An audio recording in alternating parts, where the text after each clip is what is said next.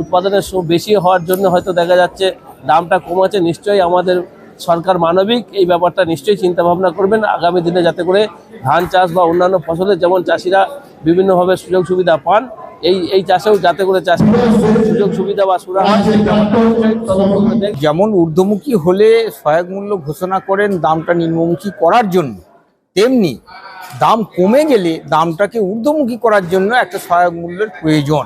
বর্ধমান বামুনপাড়া আলু ব্যবসায়ী কল্যাণ সমিতির 10ম জেলা সম্মেলন আজ অনুষ্ঠিত হল পূর্ব বর্ধমানের জামালপুর থানা অন্তর্ভুক্ত আটপাড়া এলাকার শিবালয় কোল্ড স্টোরেজে। বর্ধমান জেলার এই সুবিশাল সম্মেলনটিতে প্রধান অতিথি হিসেবে উপস্থিত ছিলেন জামালপুরের বিধায়ক অলোক কুমার মাঝি। এছাড়াও বিশেষ অতিথি হিসেবে উপস্থিত ছিলেন পশ্চিমবঙ্গ প্রগতিশীল আলু ব্যবসায়ী সমিতির রাজ্য সম্পাদক লালু মুখার্জি ও রাজ্য সভাপতি জগবন্ধু মণ্ডল। তৎসহ বাংলার অন্যান্য জেলার আলু ব্যবসায়ী সমিতির রাজ্য নেতৃত্বরাও সম্মেলনে এসেছিলেন বিশেষ আমন্ত্রণ পেয়ে। এছাড়াও রাজ্য সরকারের প্রশাসনিক স্তরের বিভিন্ন নেতৃত্বদের উপস্থিতি ছিল চোখে পড়ার মতো। পশ্চিমবঙ্গ রাজ্য আলু বীজ ব্যবসায়ী সমিতির সভাপতি দেবেশ ঘোষ ও সম্পাদক প্রবীর কুমার দেব এসেছিলেন এই সম্মেলনে। আজ সকালে প্রভাত ফেরি, পতাকা উত্তোলন, শহীদ বেদিতে মাল্যদান ও প্রদীপ প্রজ্বলনের মাধ্যমে বর্ধমান বামুনপাড়া আলু ব্যবসায়ী কল্যাণ সমিতির 10ম জেলা সম্মেলনের সূচনা হয়। আলুর সহায়ক মূল্য ঘোষণা, সারের কালোবাজারি ও আলু নীতি নিয়ে কি বলছেন জামালপুরের বিধায়ক অলোক কুমার মাঝি, চলুন শুনে নেব। সেই সঙ্গে দক্ষিণবঙ্গের বিভিন্ন প্রান্তের আজকের আলুর দাম, আলু চাষ ও আলুর বর্তমান অবস্থা নিয়ে পশ্চিমবঙ্গ প্রগতিশীল আলু ব্যবসায়ী সমিতির সম্পাদক লালু মুখার্জি, রাজ্য সভাপতি জগবন্ধু মণ্ডল সহ আটপাড়ার ব্যবসায়ীরা কি বলছেন সেটাও দেখে নিন। এই প্রতিবেদনের শেষে দেখুন ব্যবসায়ী সংগঠনের লড়াকু নেতা বরুণ পণ্ডিতের ঝাঁঝালো বক্তব্য ও সম্মেলনের বিশেষ কিছু মুহূর্ত। চ্যানেলে নতুন হলে চ্যানেলটি সাবস্ক্রাইব করুন ও ফেসবুক পেজটি ফলো করুন। ভিডিওটি নিয়ে আপনার মতামত কমেন্টে লিখুন। প্রতিবেদনটি শেয়ার করতে ভুলবেন না। স্যার নমস্কার। নমস্কার স্যার, এই মুহূর্তে রাজ্যে আলুর অভাবে বিক্রি চলছে, পোখরাজ আলুর। চাষিরা দাম পাচ্ছেন না, চাষের খরচ উঠছে না। স্টোর লোডিং এর সময় রাজ্য সরকার আলু চাষিদের জন্য কি পদক্ষেপ নেবে যাতে অভাবী বিক্রি বন্ধ হয়? এবং আমাদের সরকার সর্বদাই চাষিদের সাথে এবং চাষিদের পাশে। আমাদের পশ্চিমবঙ্গের যে মূল অর্থনৈতিক বুনিয়াদ হচ্ছে কৃষিভিত্তিক, সেই জায়গায় ধান চাষকেও যেমন গুরুত্ব দেওয়া হয়, ধান চাষের সুগন্ধি ধান চাষ, তার সাথে সাথে আলুকে, পেঁয়াজ বা বিভিন্ন সবজিকে গুরুত্ব দেওয়া হয় আমাদের সরকারের। সেই জায়গায় উৎপাদন যখন বেশি হয়, ফলন যখন ভালো হয়, নিশ্চয়ই একটা জিনিস উৎপাদন বেশি হচ্ছে তার জন্যই দামটা হয়তো কম আছে। আমাদের সরকার নিশ্চয়ই পদক্ষেপ নেবেন। বিভিন্ন সময় যখনই যা সমস্যা হয় সরকার আমাদের পদক্ষেপ নেয়। আপনারা দেখেছেন কিছুদিন আগে আমাদের জামালপুর এলাকায় অতিবৃষ্টি এবং শিলাবৃষ্টির ফলে প্রচুর ফসল নষ্ট হয়ে গেছিল। সেই জায়গায় আমাদের সরকার ফ্রিতে যে ইন্স্যুরেন্স, ফসলের যে বিমা পলিসি করে দেন, এখান থেকে সেই জায়গায় সুবিধাটা পায়। আমরা একটা জিনিস বলতে চাই যে মানুষ যেমন অন্যান্য সময় সুবিধাটা পান, উৎপাদনের বেশি হওয়ার জন্য হয়তো দেখা যাচ্ছে দামটা কমাচ্ছে। নিশ্চয়ই আমাদের সরকার মানবিক, এই ব্যাপারটা নিশ্চয়ই চিন্তা ভাবনা করবেন আগামী দিনে, যাতে করে ধান চাষ বা অন্যান্য ফসলের যেমন চাষিরা বিভিন্নভাবে সুযোগ সুবিধা পান, এই চাষেও যাতে করে চাষ সুযোগ সুবিধা বা সুরাহা হয় সেই ব্যাপারটা নিশ্চয়ই তদন্ত করে দেখবেন এবং ব্যবস্থা নেবেন। গত বছর যেমন একটা আলুর সহায়ক মূল্য ঘোষণা করা হয়েছিল, এবছর কি সেরকম কিছু হবে? নিশ্চয়ই ব্যবস্থা চলছে, আলোচনা চলছে। আমি নিজেও স্ট্যান্ডিং কমিটিতে আছি। আমি যেহেতু কৃষি প্রধান এলাকা পূর্ব বর্ধমান জেলার বিধায়ক, আপনাদের এই মেসেজ আমি কৃষি দপ্তরে, মানে আমাদের কৃষি দপ্তর আছে বা স্ট্যান্ডিং কমিটি আছে কৃষক, মানে আমাদের কৃষি রিলেটেড, এখানেও আমি পৌঁছে দেওয়ার ব্যবস্থা করব। আচ্ছা, মেইনলি চাষের ক্ষেত্রে যেটা সমস্যা হয় যে সারের একটা কালোবাজারির সৃষ্টি হয় প্রত্যেক বছর। এইটা কি কোনোভাবে বন্ধ করা যায় না? কেন্দ্র থেকে সারটা, মূলত কেন্দ্র সরকার থেকে সারটা পাঠানো হয়, সারের সাথে সাথে কিছু ইনসেন্টিভ, মানে সেগুলো নিতে হবে, কিছু অনুখাদ্য বা অন্য কিছু দেওয়া হয়। এটা নিয়ে চাষিদের বারবার অভিযোগ আছে। আমাদের পশ্চিমবঙ্গ সরকার যেটা হচ্ছে যে এটা বন্ধ করেছে, শুধু চাষিদের সঙ্গে দেখা যায় ফসফেট নেবে বা পোটাশ নেবে, তার সঙ্গে অনুখাদ্য বা অন্যান্য সাপ্লিমেন্টারি যেটা নিতে হবে সেটা ব্যাপারটি আমরা কথা বলেছি। অনেকটাই আটকানো গেছে, পরবর্তীকালে আরো এই ব্যাপারটা বন্ধ করা যাবে। আপনার এলাকা তথা সারা পশ্চিমবঙ্গের কৃষক এবং ব্যবসায়ীদেরকে কি বার্তা দেবেন আলু নিয়ে? শুনুন, আমাদের সরকার, পশ্চিমবঙ্গ সরকার মানবিক সরকার। সরকার সবসময় কৃষকদের সাথে, কৃষকদের জন্য বিভিন্ন পলিসি চালু করেছেন। এবারেও দেখেছেন যারা প্রান্তিক চাষি, যারা মানে বর্গা চাষি বা দেখা যায় ঠিকা চাষি, তাদের জন্য সরকার দুটো সিজনে 2000 করে 4000 টাকা বাৎসরিক হিসাবে তাদের অনুদানের ব্যবস্থা করেছে। এছাড়া কিষাণ ক্রেডিট কার্ড মৃত্যুর ক্ষেত্রে 2000 টাকা অনুদানের ব্যবস্থা করেছেন, যা 2 টাকা বেশি থাকবে 60 বছরে। এই যে এই সমস্যাটা যেটা আপনারা বলছেন, এরও নিশ্চয়ই সমাধান হবে। আমাদের সরকার সর্বদা চিন্তা ভাবনা করছে মানুষের সাথে, মানুষের পাশে, এরও নিশ্চয়ই একটা সুস্থ সমাধান হবে, আমি বিশ্বাস করি। আর আজকে যে ধরুন এখানে যা যা বলা হলো সেগুলো কি সরকারের কাছ পর্যন্ত আপনারা পৌঁছে দেবেন? হরদেব সিং সাংঘার এস মার্কা ও সুখজিৎ সিং ভাট্টির বি মার্কা আলু বীজ বিক্রয়ের বিশ্বস্ত প্রতিষ্ঠান ঘোষাল এগ্রিকালচার এন্টারপ্রাইজ। দীর্ঘ 1 দশকেরও বেশি সময় ধরে প্রতিটি কৃষকের বিশ্বাসের আরেক নাম ঘোষাল এগ্রিকালচার এন্টারপ্রাইজ। খুচরো ও পাইকারি বীজ বিক্রয় করা হয়। প্রযত্নে শম্ভুনাথ ঘোষাল। আমাদের 2টি কাউন্টার আছে। হরদেব সিং সাংঘার এস মার্কা পিওর কাউন্টার ধনিয়াখালী হল স্টেশনের কাছে ঘোষাল মার্বেল সন্নিকট, এবং সুখজিৎ সিং ভাটির বি মার্কা পিওর কাউন্টার বেলমুড়ি হাটতলা হুগলি। এছাড়াও আমাদের বেলমুড়ি হাটতলার কাউন্টারে মাহিন্দ্রার কলম্বো আলু পাওয়া যায়। Mobile number 9434301523। Original Bhatti S, GS, KF, কেতন, জেএফ, এনএএফ, টিএফ সহ বিভিন্ন নামি দামি উচ্চ ফলনশীল সেরা পাঞ্জাব আলু বীজ মানে তারকেশ্বরের সারদা আলু বীজ ভান্ডার। আইটিসি টেকনিক ও হিমালিনী ও মাহিন্দ্রা কোম্পানির কলম্বা স্পেশাল বীজের সেরা পরিবেশক তারকেশ্বরের সারদা আলু বীজ ভান্ডার। প্রোপাইটার প্রদ্যুৎ কুমার দাস। ঠিকানা টিসি রোড, তারকেশ্বর নতুন bus stand, Hooghly. Phone number 9434011411 অথবা 9933442118। মুখার্জি বাবু নমস্কার। নমস্কার। মুখার্জি বাবু, আজকে হচ্ছে ফেব্রুয়ারি মাসের 8 তারিখ। আজকের দিনে দাঁড়িয়ে হিমঘরে কি পুরনো আলু আছে না সব শেষ? না, এখনো আছে, পরিমাণটা হয়তো বলতে পারবো না, এখনো কি হলেও সামান্য হলেও আছে। মানে প্রতি মাসে যেমন আনলোডিং করা হয়, এই মাসে কি ওটা আর হবে না? না, এ মাসে আনলোডিং আমরা করবো না। আচ্ছা, মানে কোন জেলাতে বেশি আছে বলে মনে হয়? অ্যাকচুয়াল মেদিনীপুর একটু বেশি আছে বলে মনে হয়। মেদিনীপুর জেলাতে। এখন তো ধরুন চারিদিকে কাঁচা আলু উঠছে, কাঁচা আলুর মোটামুটি অ্যাপ্রক্স কিরকম দাম আছে? দেখুন, মেদিনীপুর থেকে শুরু করে হুগলির ডালা কোয়ালিটি বললে 280 থেকে 360 টাকার মধ্যে আছে। মানে এটা কি পয়েন্ট বা চাষির দাম এরকম, তাই তো?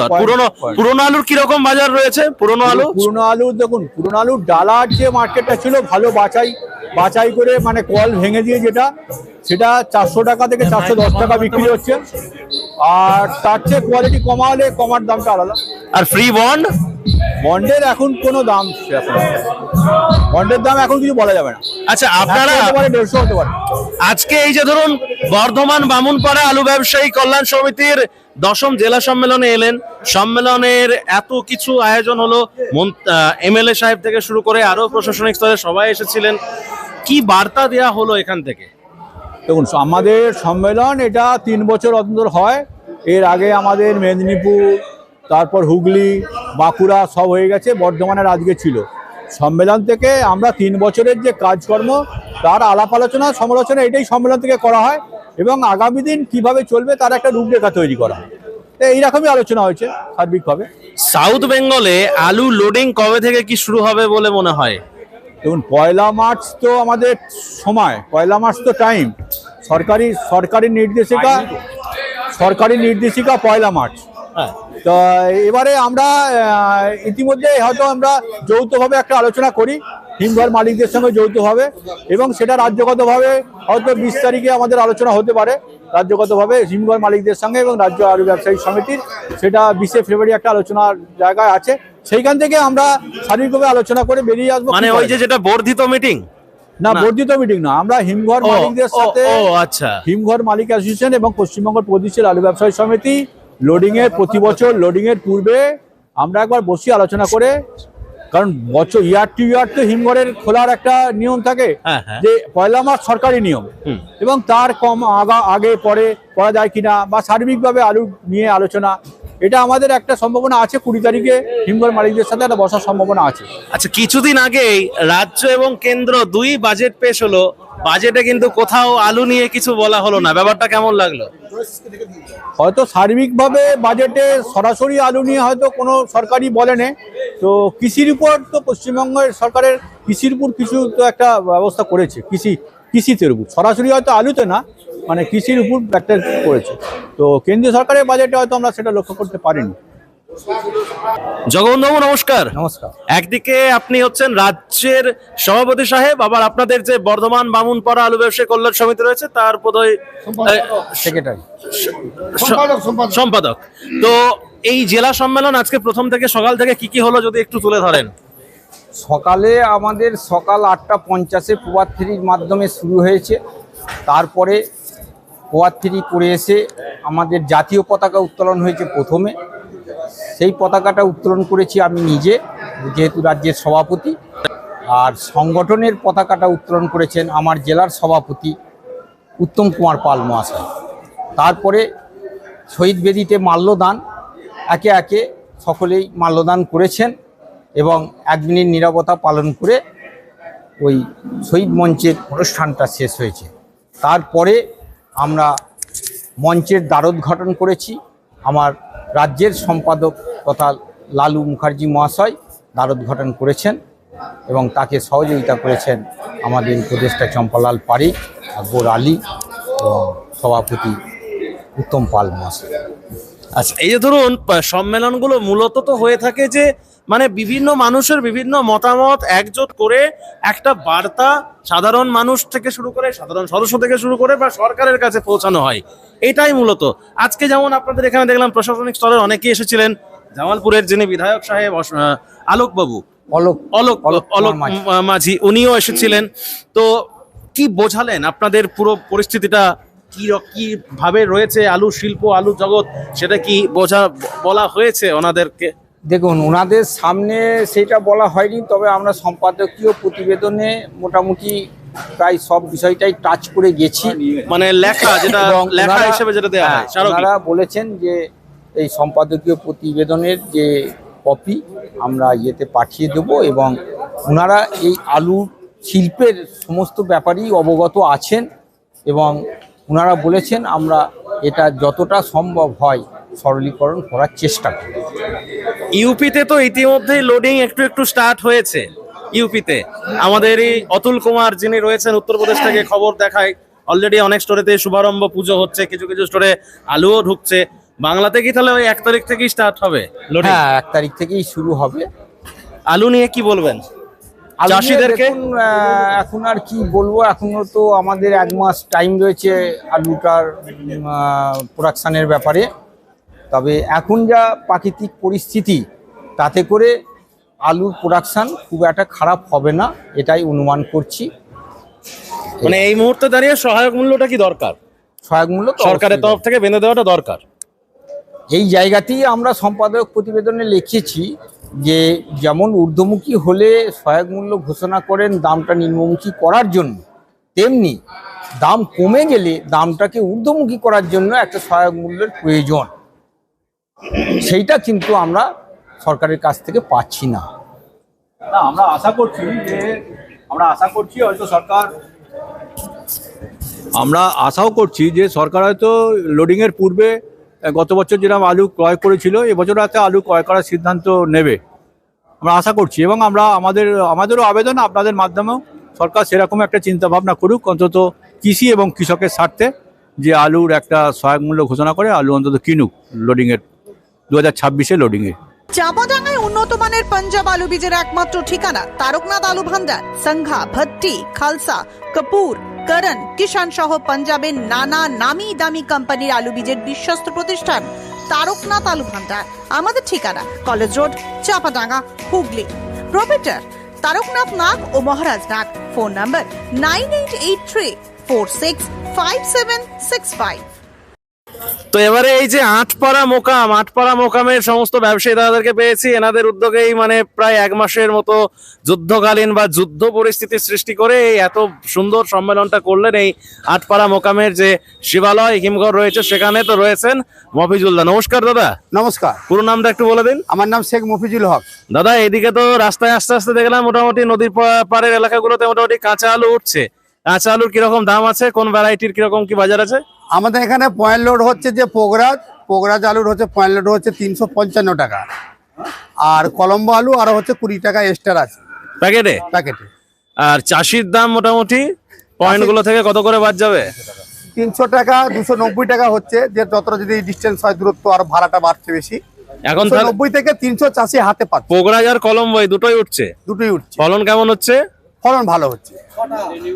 6টা? হ্যাঁ, বিঘে 6। কত শতকে বিঘা এখানে? আমাদের এখানে 33 শতকে বিঘে। 33 শতকে বিঘা, এখানে মোটামুটি প্রায় 6টা কাটায়, মানে 5টা প্লাস।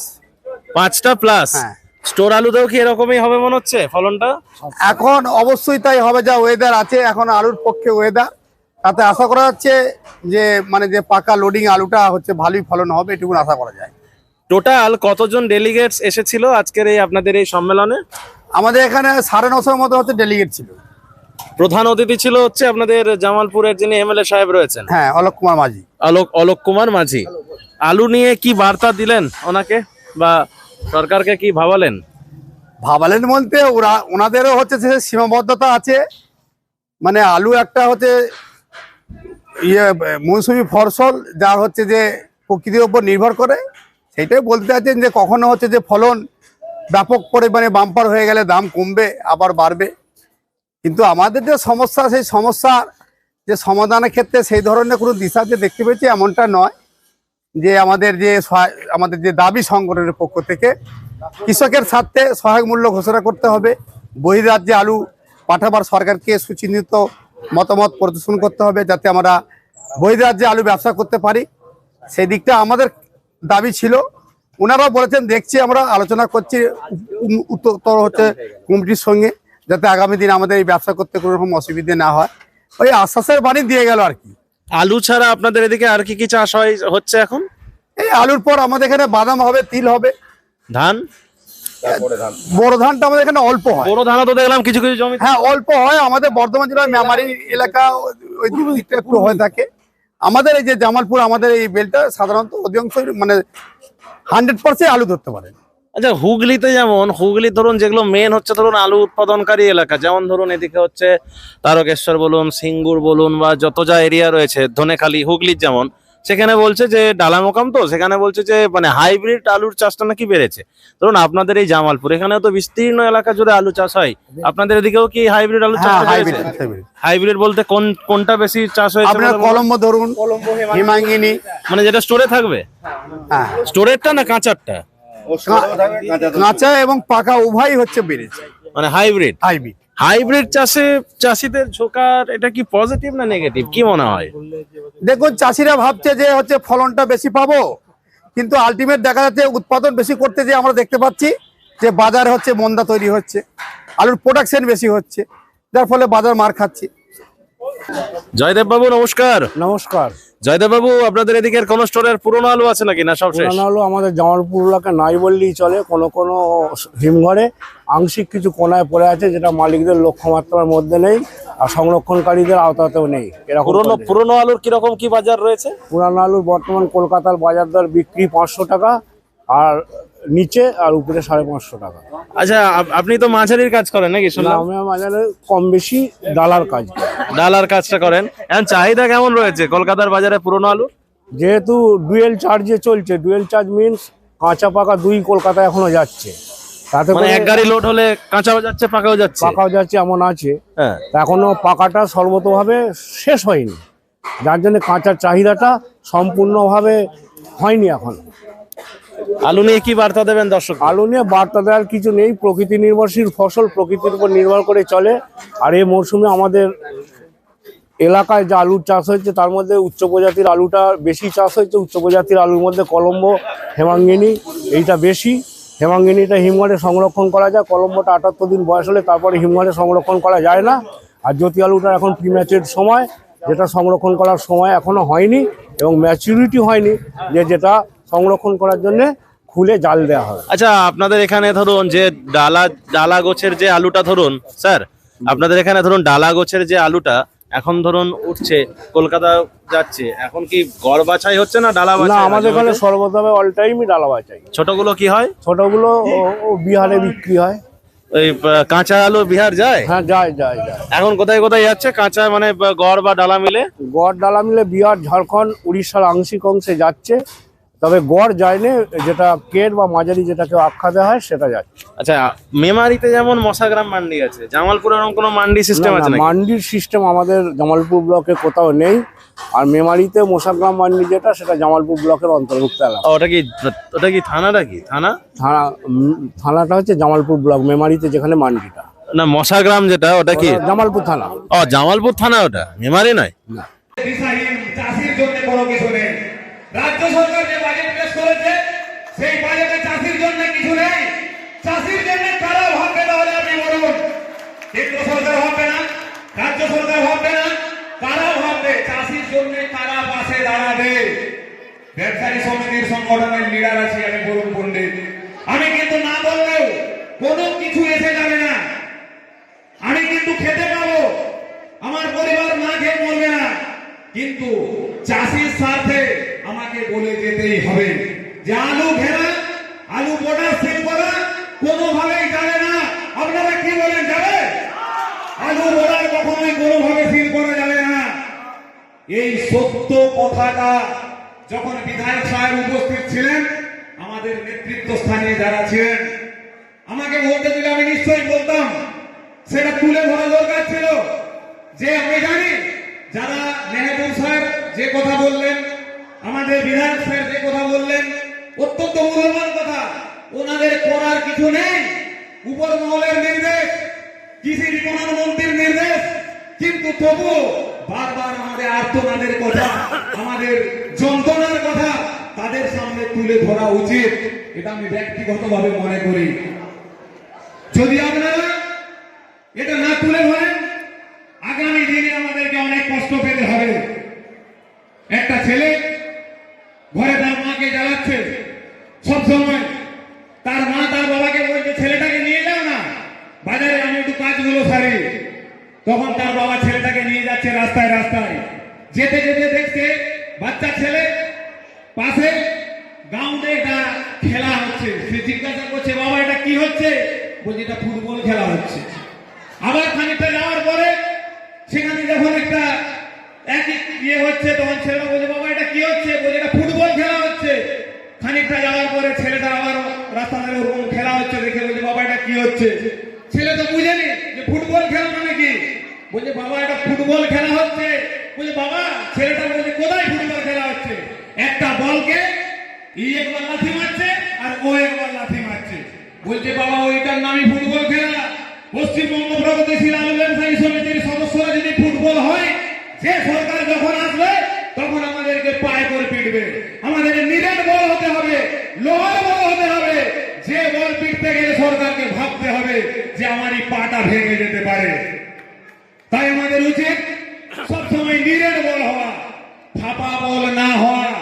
বক্তব্য রাখার আমার সময় নেই, না হলে আমি অনেকক্ষণ বলতাম। বক্তব্য আমি দীর্ঘায়িত করবো না।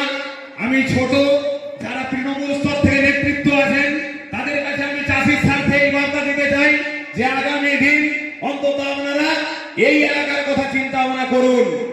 কলকাতার লোকের কথা, যারা কলকাতার নেতা আছে তারা চিন্তা ভাবনা করবে। আপনি গ্রামে বাস করেন, গ্রামের নেতাদের কথা চিন্তা ভাবনা করুন।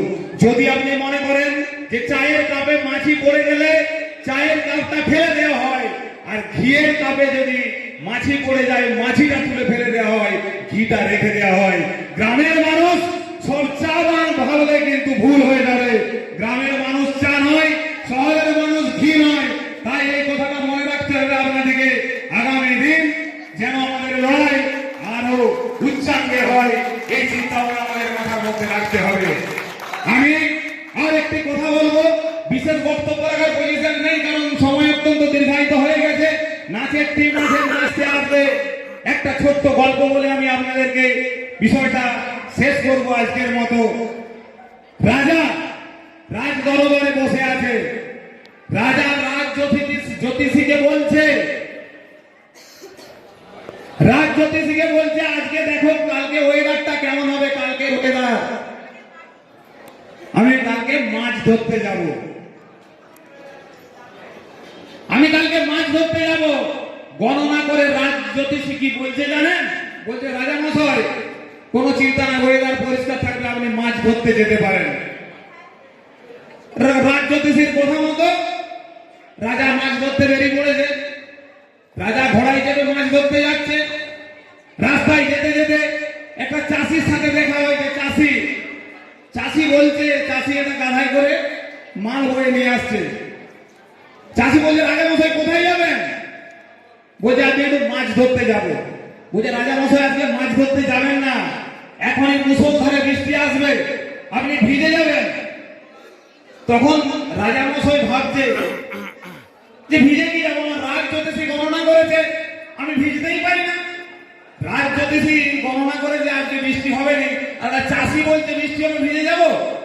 রাজা কিন্তু চাষির কথাটা শুনলো না, চলে গেল মাছ ধরতে। ফাঁকা জায়গা, মাছ ধরতে বসেছে, এমন প্রবল লেগে বৃষ্টি পুরা কাক ভিজার মতো হয়ে গেল। বর্ষাকালে কাক ভিজা দেখেছেন তো? কাক ভিজার মতো হয়ে গেল। রাজা তো রেগে ক্রুদ্ধ হয়ে গেছে।